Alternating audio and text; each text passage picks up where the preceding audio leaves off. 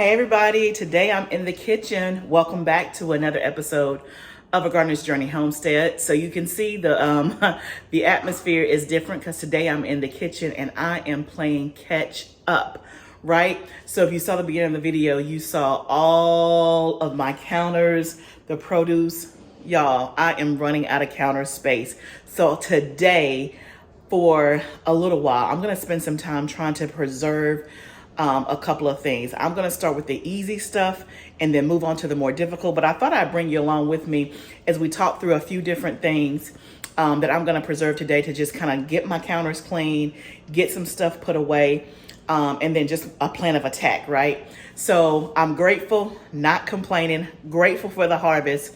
But man, we are in the second week of July and the garden is popping. It's hard for me to keep up. So today I'm just got to get some stuff done, right? So I thought I'd take you along with me. And so the first thing we're going to start with, we're going to do okra today. We're going to do jalapenos. We're going to do the onions and the garlic to kind of get them prepped and ready to go. I also, as you saw, have lots of tomatoes. I have lots of cucumbers. I'm going to make pickles. I'm going to make tomato sauce, diced tomatoes. All that's not going to happen on this video. But I figured I would take you with me through some of the first ones that I'm doing and talk through different methods and stuff. And we'll kind of go from there. So let's get started with the okra and see what we have to deal with. Okay, so you can see my basket of okra. So you want to pick your okra when it's small and tender versus when it gets too big like this. The bigger it gets like kind of hard and woody. So those I just send to the compost. With okra, you have to pick it every day and sometimes twice a day because it grows so fast. So all I'm gonna do is I'm just gonna chop the ends off of these, and then I'll just chop them in individual slices and freeze them like that.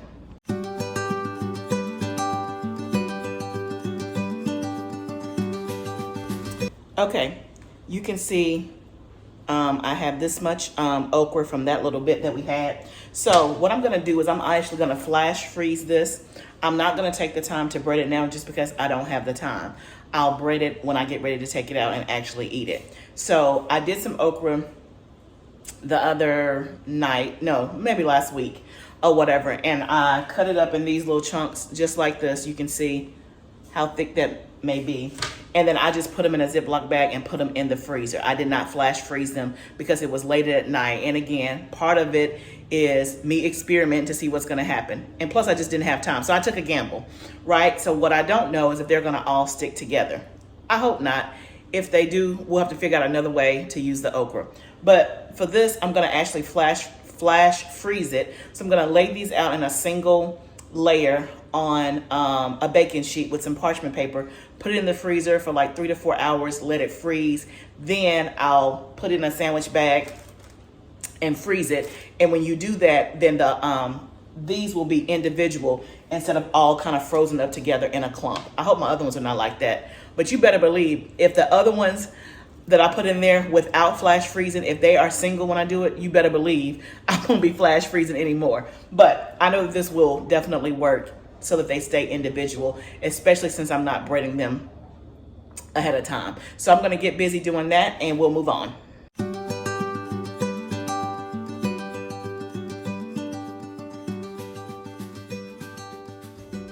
Okay, so we got all of these on a sheet. That's pretty much a single layer. There's a couple of them that's not a single layer, but I'm not gonna go to another pan.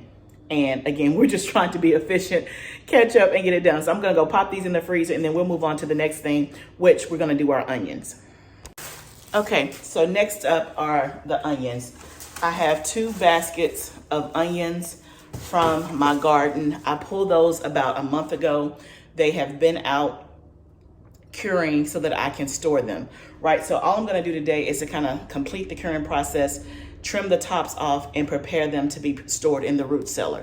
So these are all red onions. And again, Obviously, you can eat these onions right away. I've already eaten some and used some, but I have so many that I'm going to store, and I'm also going to pickle some as well. But for right now, today, I'm just going to get them ready to store so that they can kind of get out of the current spot that they've been in my garage, and get the long tops off, and like I said, be ready to be stored. So if you want to store your onions, you want to cure them, which means just letting them completely dry out. So when I pulled these from the ground 30 days ago, obviously it didn't look like this, but you can probably hear how brittle that is, right? So they've been sitting out for about 4 weeks. You can see how brittle that is, right?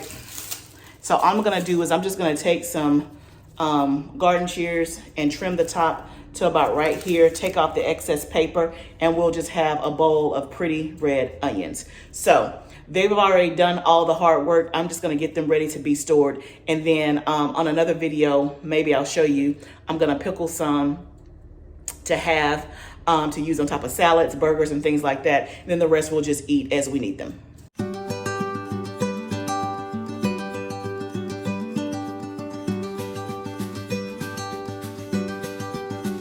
Okay, y'all, all done. Oh, this is heavy. All done. Look at my onions.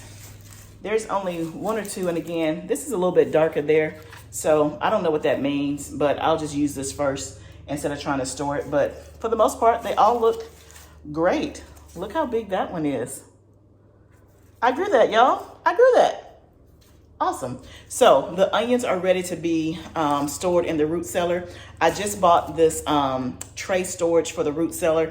If you didn't know I had a root cellar, you can go back up to my videos. There is I think a playlist or a category that says root cellar. You can see my root cellar. I haven't shown any root cellar videos in a while, but I will be doing that probably more this fall than this summer. We ran into some moisture issues in the root cellar, so we're trying to get that under control with running a dehumidifier out there. If you have a root cellar, please link it down below or tell me below, because I may have some questions that may need some help, right? But I bought a storage tray that these are going to sit on. My daughter's going to put it together for me. So my onions are ready when she's ready, and it's gonna go out into the root cellar. So y'all, we've gotten the okra being prepped to be frozen. We have the onions that's gonna go in the root cellar. So those are two different ways already to preserve. So the other thing that I have to do is my garlic, which the garlic will be the same way as the onions. We're gonna cut the tops off. We're gonna clean them up, make them look all pretty like they do in the store, right? And then we have jalapeno peppers that I'm gonna dehydrate. So I think I'll do that next and show you the peppers, and that way that'll give you 3 different ways to preserve, right? And then obviously you can and I'll do that on a different video. But we're gonna freeze some, we have the root cellar, and then we're gonna dehydrate. So let me get the peppers ready to go. I'll show you how I do that. Y'all, look at all of these peppers. OMG. This is a couple of harvests. I've been letting them hang out until it's time. Some of the ones near the bottom are a little bit more already dried up like that. It doesn't matter because I knew that I was going to dehydrate them. So that's the one thing, again, as you're going through your harvest, remember, excuse me, I talked about it on my last video about succession planting. Succession planting helps you to have your harvest in waves so that you're not overwhelmed like me with all of the stuff on the counter or whatever. So I'm having to prioritize. And remember, I said at the beginning of this video, I'm going from easiest to most difficult, right? So the okra, that was nothing but a wash, chop. We're gonna flash freeze, put it in a bag. The onions, we just gonna cut the tops off, right? The garlic, same thing, cut the tops off, get that ready to go. The peppers, we're gonna wash these. And then we're gonna let our tool, our little magic chopper, do the work, and then we're gonna put them in the dehydrator and let the dehydrator do the rest of the work, right? When it comes to canning, that's way more extensive, but we're stepping our way up. But y'all, that's the beautiful thing about peppers is because I knew I was gonna dehydrate them. As soon as I pull them from the garden, I don't have to worry about, oh my God, I gotta dehydrate today, right? I would say A lot of these, I shouldn't say a lot of these, some at the bottom have been sitting out for like maybe a week and a half or whatever. And then the ones on top I just picked this week. But y'all, do you see how big this basket is? All jalapeno peppers, all jalapeno peppers. So we're gonna dehydrate these and get these going. Okay, I'm back. So I've rinsed the jalapenos. I got my little compost bag to put the ends. I got my cutting board, and this is one of the trays from my dehydrator. I use the Excalibur 9 tray dehydrator. The link is in my bio. If you go to my store and my website, gardenersjourney.com, you can click on the products that I use and it's linked there. So if you don't have a dehydrator, I highly recommend it. And I highly recommend the Excalibur. It is a beast. It does great. Don't get the 2 tray, 5 tray. Just go ahead, splurge, spend your money and get the 9 tray. Okay, you're gonna wish that you had, because I can do a lot of stuff at one time. And when you're homesteading, it's all about efficiency. It's all about managing your time. And again, I don't do this full time. I run a business, a separate business as well. So everything you see me doing is on my, I'm not gonna say my off time, but I don't do it full time, right? So I have to find ways to do the most in the least amount of time. And the dehydrator Excalibur 9 tray is the way to go. So basically what we're gonna do, look how big these jalapenos are. These are the grande jalapenos. I'm just gonna cut the ends off. See if I can show you a little bit better.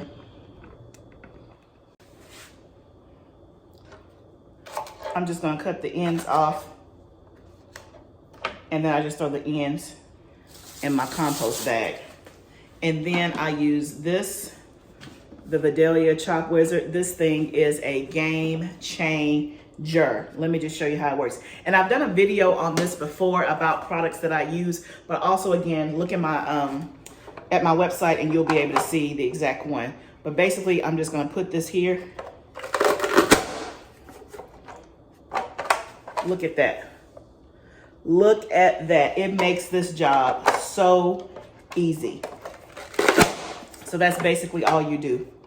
It's gonna chop the jalapenos for me. So for this particular use for my jalapenos, I'm actually gonna use this to make jalapeno salt. I have a video about that as well. Jalapeno salt, we love. We put it on lots of stuff, right? And we're down to our last bottle. So this is right on time. So because I know that I'm gonna grind it all up and make salt, it doesn't matter the shapes, the sizes, it doesn't matter, right? It's just all diced. I don't take the seeds out. I don't do any of that. I'm just gonna keep doing this. I'm gonna lay them on my tray and they're gonna go in the dehydrator for 8 to 10 hours. It'll go overnight. When I wake up in the morning, they'll be completely dry. They'll be done and ready to go. So I'm gonna keep doing this and we're gonna fill up the trays, and I think that's gonna be it. I think I'm gonna end the video right here because I don't want it to be like a book, right? A movie, right? I just wanted to give you some quick tips about ways that you can preserve your food and encourage you to, if you only have an hour, get something done, get it preserved, get it put away so that you don't lose your harvest, right?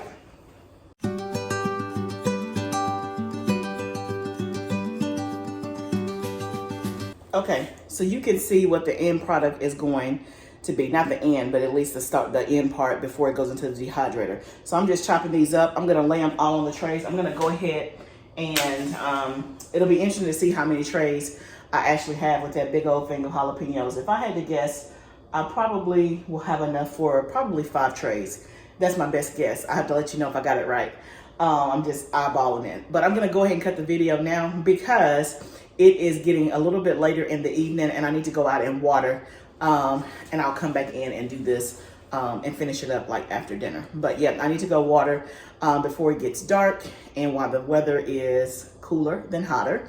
But thank you guys so much for joining in with me. Again, I want to encourage you, if your harvest is coming in, be grateful, be thankful, but don't lose your harvest, right? So the 3 things I'm doing with my harvest is we're eating it, we're preserving it, or we're giving it away, right? And so I've already given I probably have given away more than we have eaten just because we have been out of town, you know, backwards and forwards.